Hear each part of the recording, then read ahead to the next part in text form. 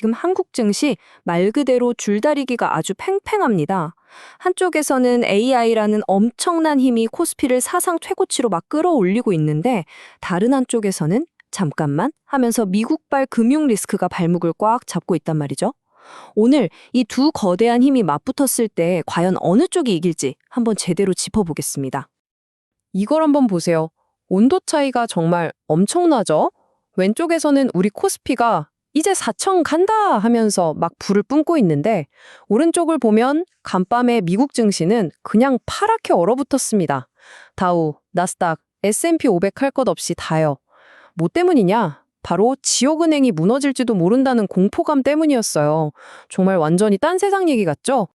그러니까 결국 오늘의 핵심 질문은 딱 이거 하나입니다. 과연 오늘의 승자는 누가 될 것인가? AI 모멘텀을 등에 업은 우리 시장의 굳건한 펀더멘털일까요? 아니면 태평양 건너에서 불어오는 저 차가운 금융 리스크의 바람일까요? 좋습니다. 그럼 먼저 줄을 힘껏 당기고 있는 이 강세론자들 쪽 얘기부터 들어보죠. 도대체 무엇이 코스피를 이렇게 뜨겁게 달구고 있는 걸까요? 아니, 그럼 도대체 무슨 힘이 코스피를 이렇게 끌어올리는 걸까요? 자, 크게 보면 몇 가지가 있어요. 첫째, 미국에서 AI 투자가 이제 본격적으로 시작된다는 소식. 이게 엄청나죠. 그리고 둘째, 한미 무역 협상이 곧 타결될 거라는 기대감도 한몫하고요. 근데 진짜 중요한 건 따로 있습니다. 바로 시장에 들어오려고 대기 중인 돈. 그게 무려 80조 원이나 쌓여 있다는 거예요. 이 모든 게 어우러지니까 투자 심리가 이건 가야지 하는 쪽으로 확 쏠리는 거죠. 미국 상무장관이 이런 말을 했습니다. AI 투자는 이제 시작에 불과하다. 이 한마디가 시장에 기름을 부은 거죠. 이게 무슨 뜻이겠어요?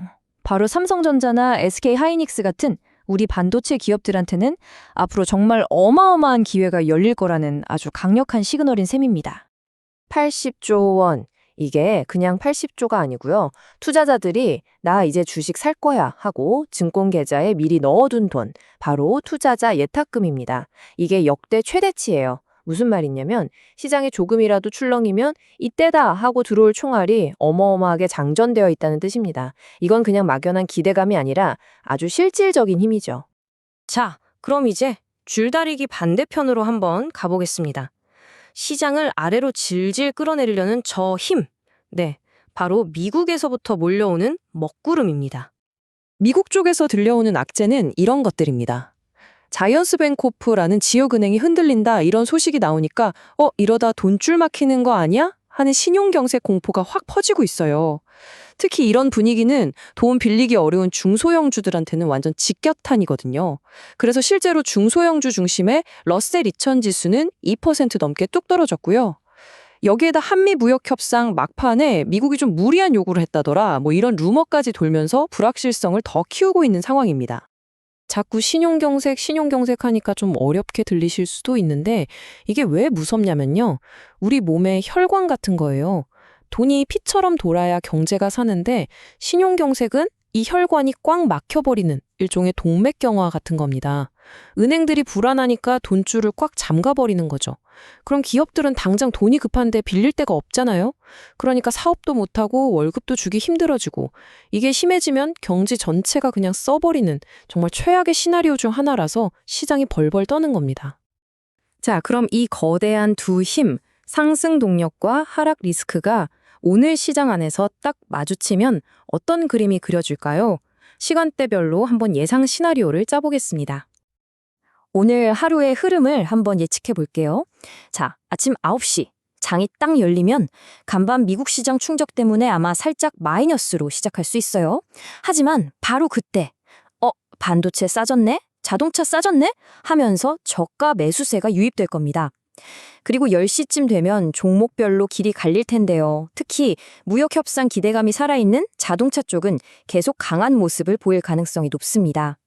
점심시간 즈음에는 아주 중요한 지지선이죠. 3,700포인트를 두고 치열한 눈치 보기가 이어질 거고요. 그리고 진짜 승부는 오후 1시 반 이후에 갈릴 겁니다. 이때 외국인과 기관이 사주느냐, 던지느냐에 따라서 오늘 하루의 성패가 결정된다고 보시면 됩니다. 그래서 결론적으로 어떻게 될 것 같냐고요?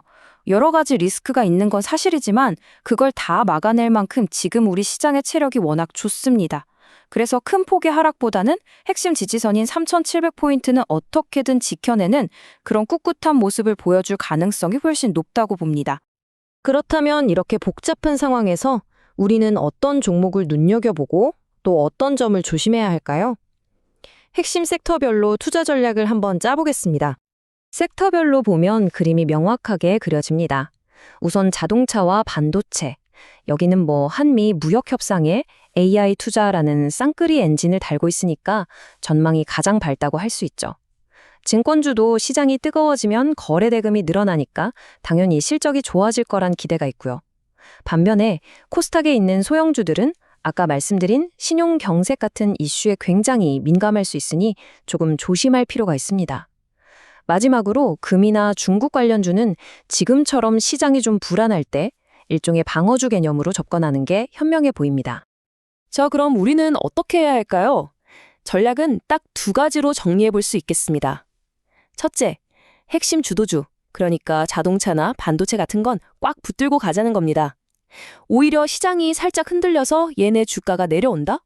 그럼 아이고, 감사합니다 하고 더 살 수 있는 기회로 봐야 한다는 거죠. 그리고 둘째, 당연한 얘기지만 리스크 관리는 필수입니다. 미국에서 은행 얘기가 또 나오는지, 무역 협상은 어떻게 되어가는지 이런 뉴스들은 계속 체크하셔야 해요. 특히 이런 장에선 덩치 작은 소형주들은 변동성이 클 수 있으니 비중 조절에 좀 더 신경 쓰시는 게 좋겠습니다. 자, 오늘 이야기를 마무리하면서 마지막 질문 하나를 던져보겠습니다. 오늘 우리가 보고 있는 이 팽팽한 줄다리기, 과연 코스피가 가뿐하게 이겨내고 지나갈 그냥 잠깐의 소나기일까요?